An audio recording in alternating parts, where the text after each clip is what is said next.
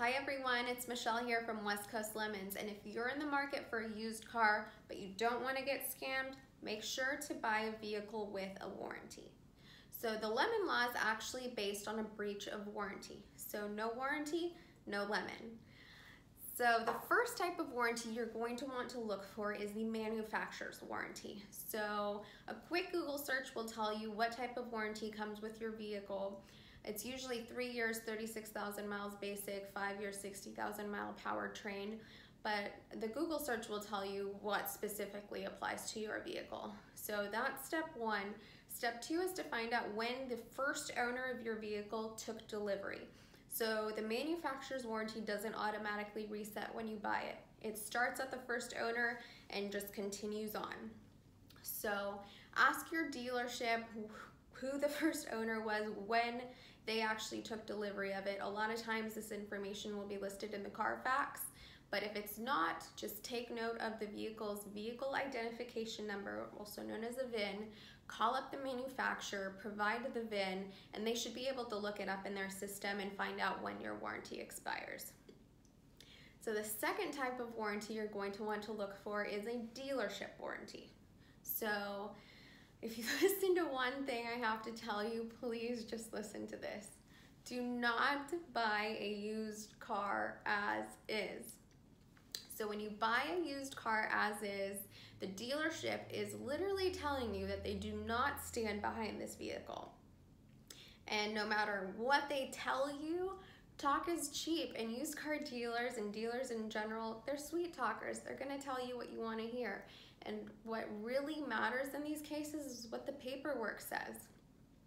So make sure you're reviewing your paperwork to find out if it's as is or if it has a warranty. Because what can happen is if and when you start having problems with that vehicle after you drive it off the lot, if you buy it as is, the dealership doesn't have to refund your money, they don't have to help you, and they don't have to pay for any of those repairs.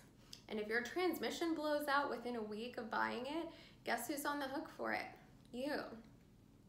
And the only way around that is really to prove fraud or that they knowingly sold you this vehicle with these issues, and that's a very hard burden to bear, and a lot of times you're actually going to have to pay out of pocket for an attorney to fight for you in those types of cases. So avoid that headache if you can.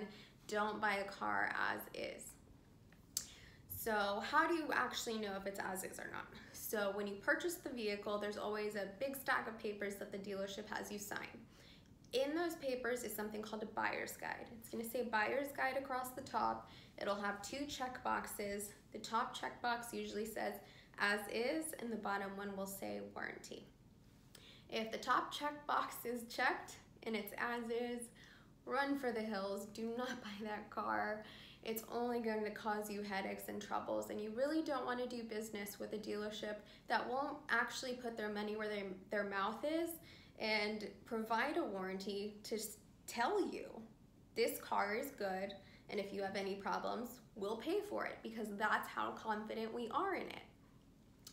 So on these warranties, you're probably not going to get a huge warranty from the dealership. A lot of these used car dealers will do 30-day warranties, but 30 days is more than nothing, and it actually gives you added protections. And if you listen to my tip from the beginning in getting a manufacturer's warranty and the dealer warranty, you're just going to be so much more protected.